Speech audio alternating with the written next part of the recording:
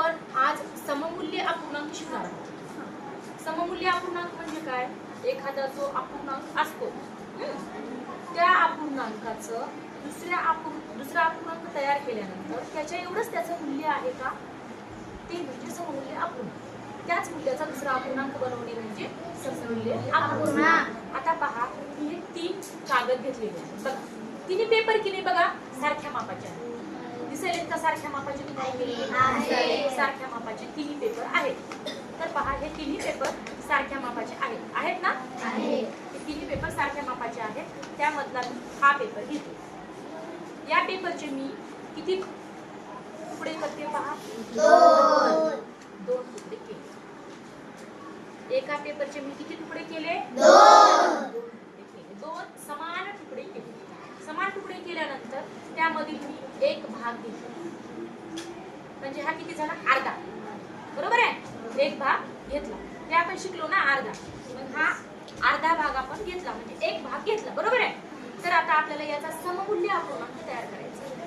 आता यामध्ये अंश कोणता आहे? 1 आणि छेद 2। 1/2 एक अंश आहे, छेद 2 आहे। तर पहा एक या अंशाला आणि छेदाला सममूल्य असणारा अपूर्णांक तयार करायचा आहे। तर पहा आता हे तुकडे आपण समान मापाचेच घेतले होते हो। तर आता काय करणार आहे मी? या अपूर्णांकाचे या पेपरचे 4 तुकडे केले। किती? 4 तुकडे केले। किती तुकडे केले? 4 तुकडे केले। पहा एका पेपरचे 4 तुकडे केले आणि मी त्या 4 तुकडे करते। पहा वर कट करते मी याला।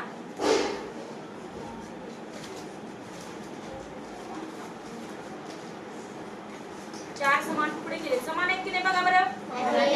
आहेत ना समान? आहेत। 4 समान तुकड्यापैकी मी 2 तुकडे घेतले।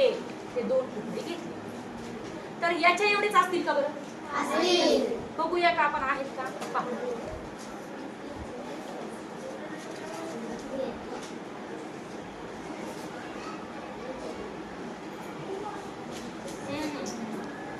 तर पहा आहेत? याचे एवढे समान आहेत? म्हणजे 2/4 हा 1/2 चा सममूल्य अपूर्णांक आहे। बरोबर आहे? 1/2 चा 2/4 हा सममूल्य अपूर्णांक आहे। आता अजून त्याच मापाचा पेपर होता, त्याच मापाच्या पेपरचे आता आपण काय करणार आहोत? 8 समान तुकडे करू। 8 किती करूया? 8 समान तुकडे करू।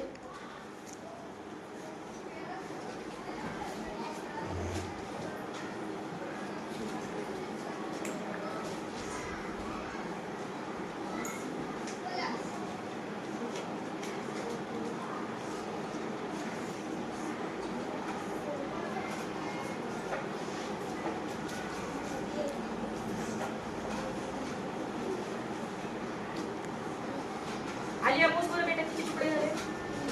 1 2 3 4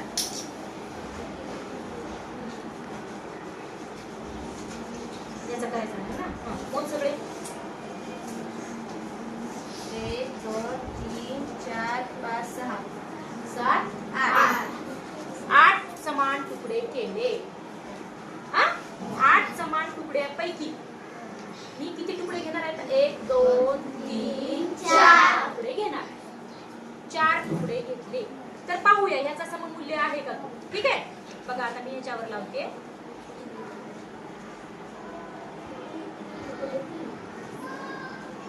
इथे धर बरं थोडंसं।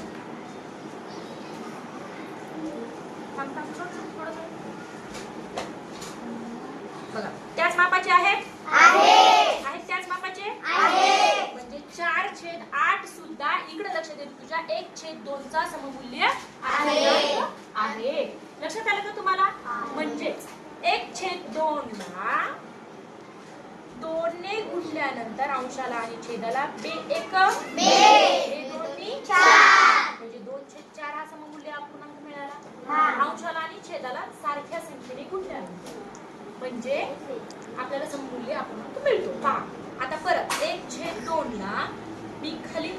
छेदाला 4 ने गुणते आणि अंशाला 4 ने गुणते. 4 एक 4, 4 दोन्ही 8. अंशाला आणि छेदाला सारख्या संख्येने गुणल्यानंतर आपल्याला काय मिळतो?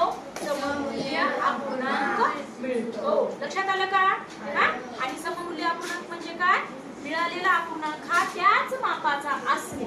त्याला काय म्हणतात? तुकडे कितीही होऊ दे, पण अंशामध्ये आपण जो घेतलेला भाग आहे तो घेतलेला भाग सारख्याच मापाचा असणे म्हणजेच त्याचा तो सममूल्य अपूर्णांक आहे.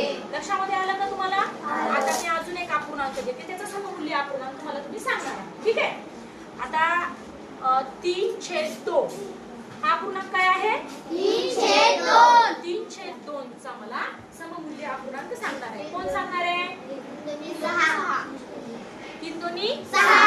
हा, इथं खाली काय येईल? म्हणजे 3/2 चा 6/4 हा सममूल्य अपूर्णांक आहे. लक्षात आलं? अजून एक सांगा याचा सममूल्य अपूर्णांक. 6. हा पण त्याचा सममूल्य अपूर्णांक आहे.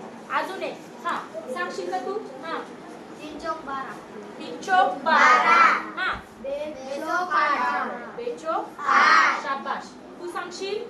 हा 3 5 15. 3 5 15.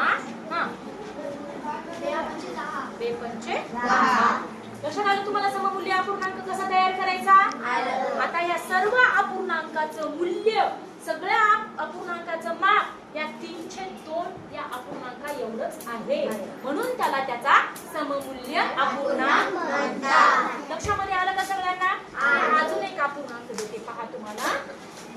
5/2 या अपूर्णांकाचे तुम्हाला वहीमध्ये सममूल्य अपूर्णांक शोधायचे आहे, काढून घ्यायचे आहे. ठीक आहे.